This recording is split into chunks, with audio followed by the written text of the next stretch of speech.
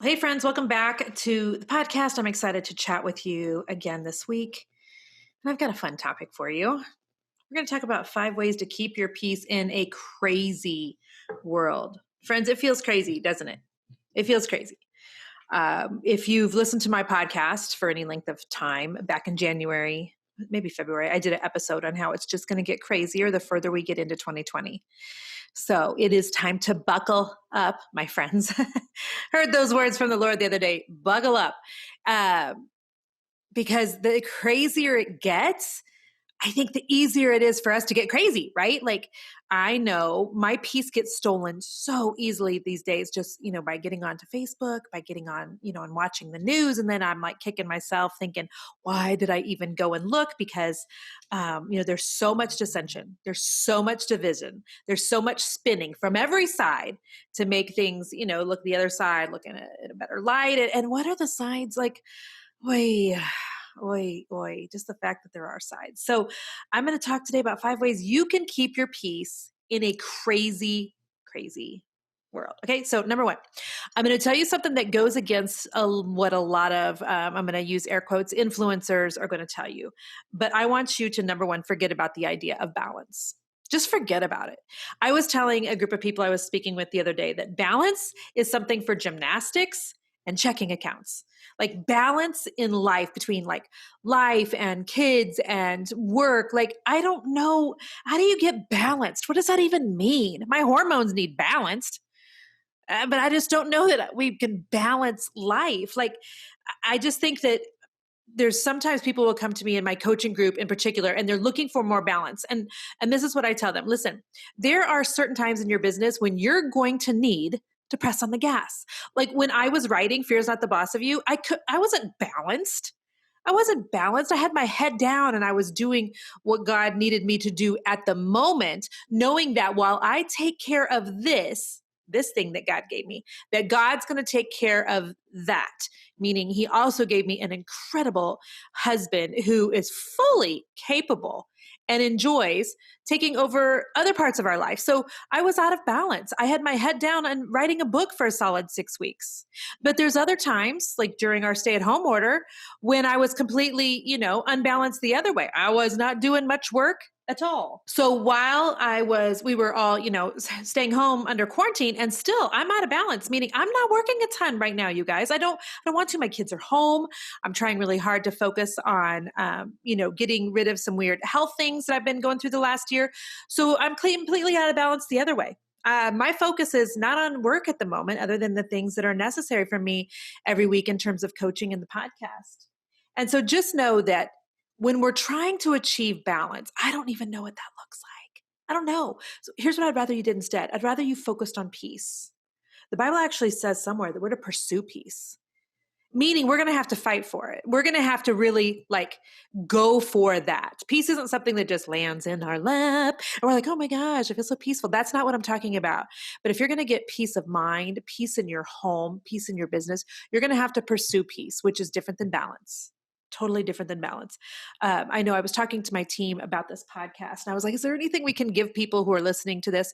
We do have a freebie at jenniferallwood.com/time, which basically, for those of you who are thinking that, you're completely out of balance in terms of the days get away from you. You don't even know where your time's going. You get to the end of the day and you're like, I got nothing done, and you really need to do some time tracking. You can go do that if you want to grab that freebie at jenniferallwood.com/time. So that's my gift to you today.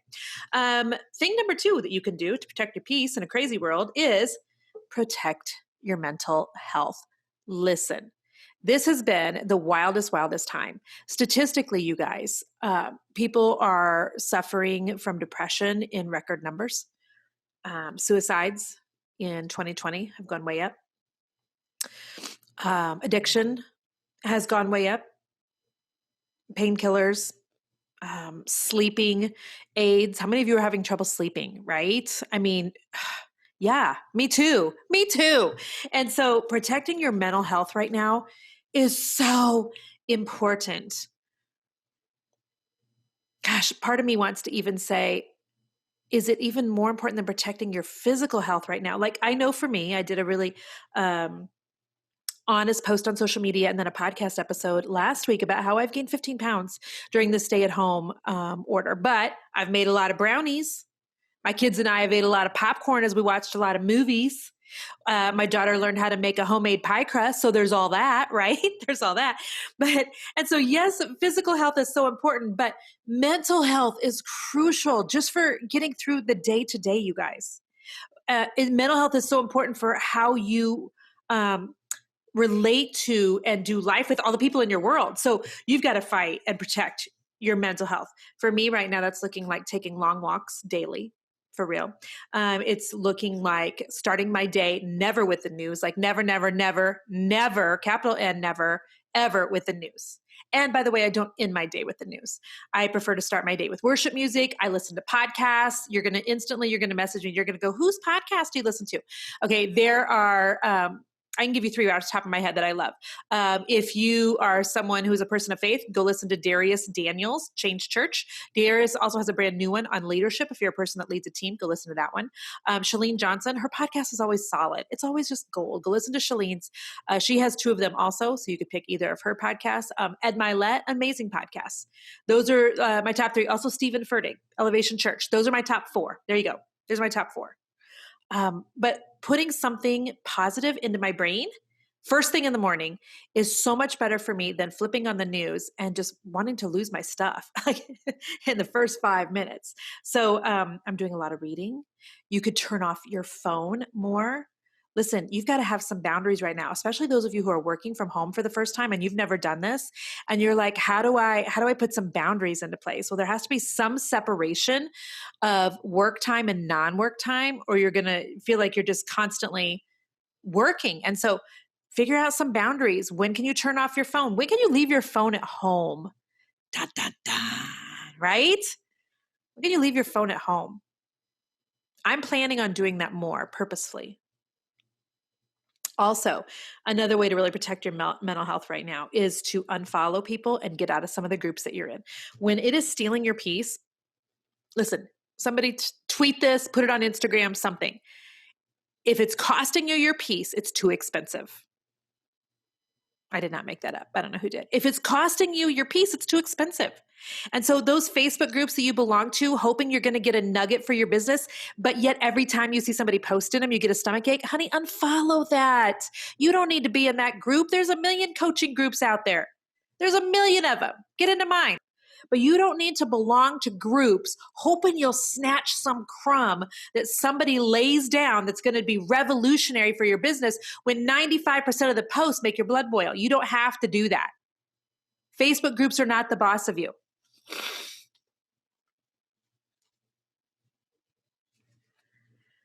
All right, so we're going to number 1, forget balance. Number 2, protect your mental health. Number 3, drop the shame.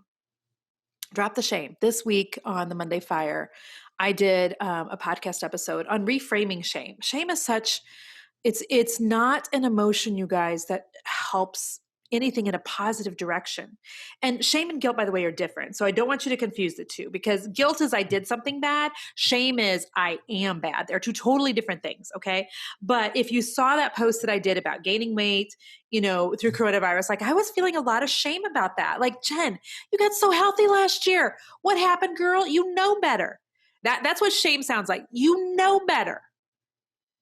Jen, you did it again. Like that's how shame feels. And that's not from God, by the way. Some of you are feeling shame right now that you haven't homeschooled enough while your kids are home. You haven't hustled enough on your business and grown it during this stay-at-home order. Some of you are feeling shame that you have been stress eating. Some of you have been stress shopping. Some of you have been stress drinking.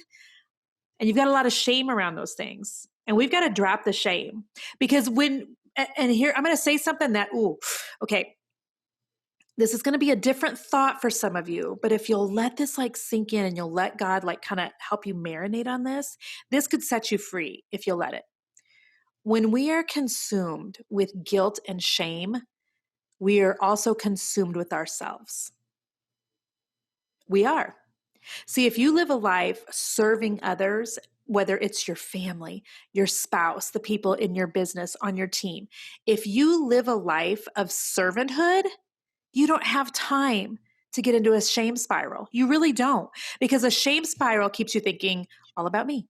How many of you are Joyce Meyer fans? Have you ever seen that thing where she goes, all about me, all about me, all about me, all about me? And she looks like a little robot. It's hilarious. And that's honestly what shame focuses on. It keeps you focused on yourself. And when we stay focused on ourselves, we can go into a dark, deep place. Because we're not meant to sit and think about ourselves all day long, friends. For real, we're not. There's too much stuff that needs done out in the world to be sitting thinking about the things that we have done wrong all day long. Acknowledge it, repent for it, turn and go in a different direction to the glory of God. Amen. So drop the shame. Number 4, check who you are surrounding yourself with. So Jim Rohn, I believe, is the guy that coined the phrase, you are the average of the 5 people you spend the most time with. Now, a lot of you are staying home right now, so you're not spending a lot of time, hanging out with people. You're not out at restaurants with your friends and those sort of things, but you're still hanging out with people on social media.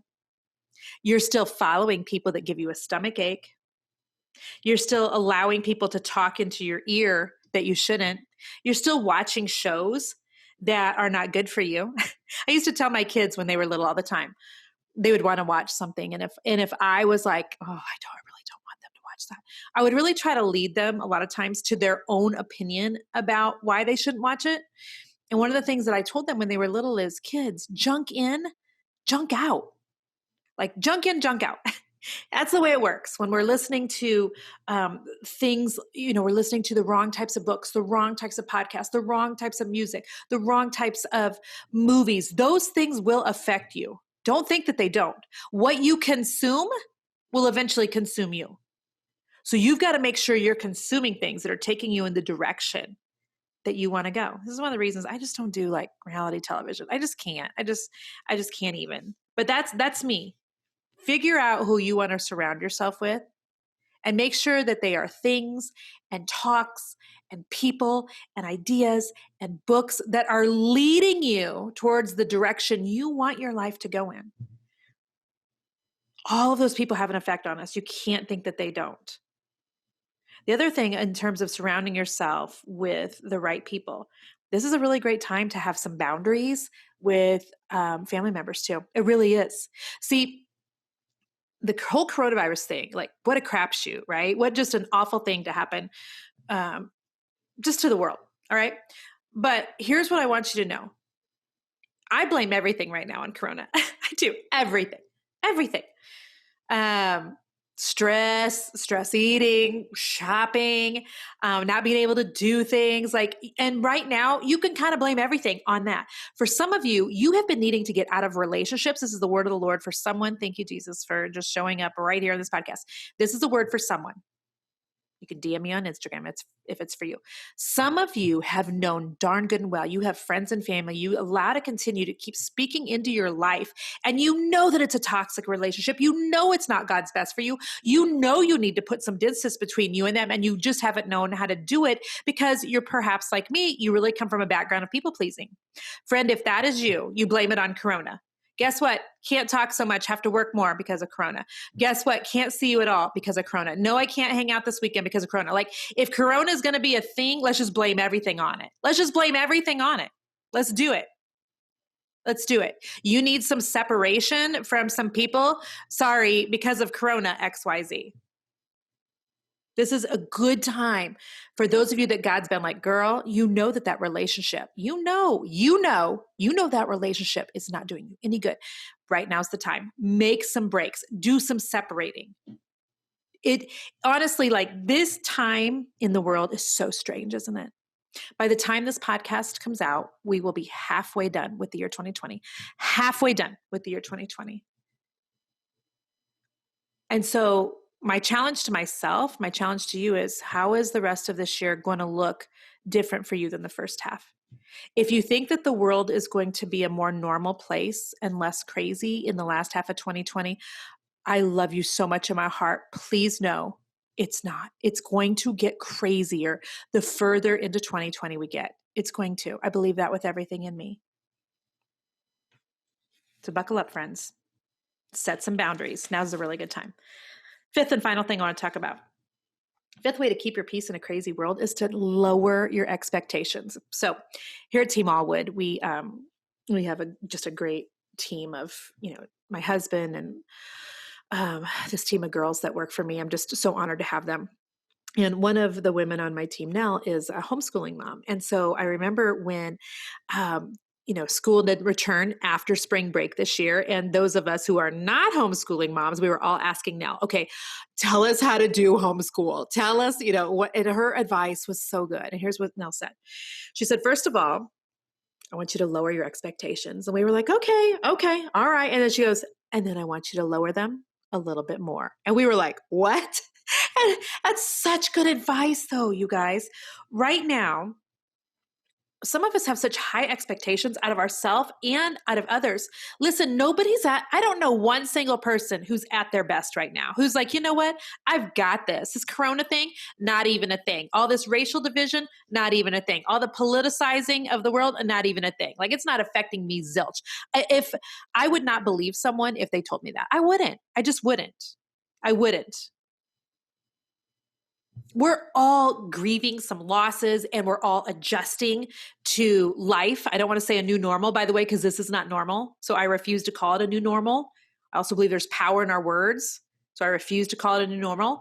But most people I know are having to adjust how they relate to life right now. They're having to change their way of thinking, the way that they deal with one another.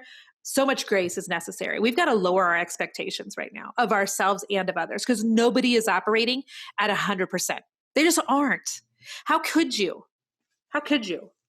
So some of you just need to worry about staying above water right now.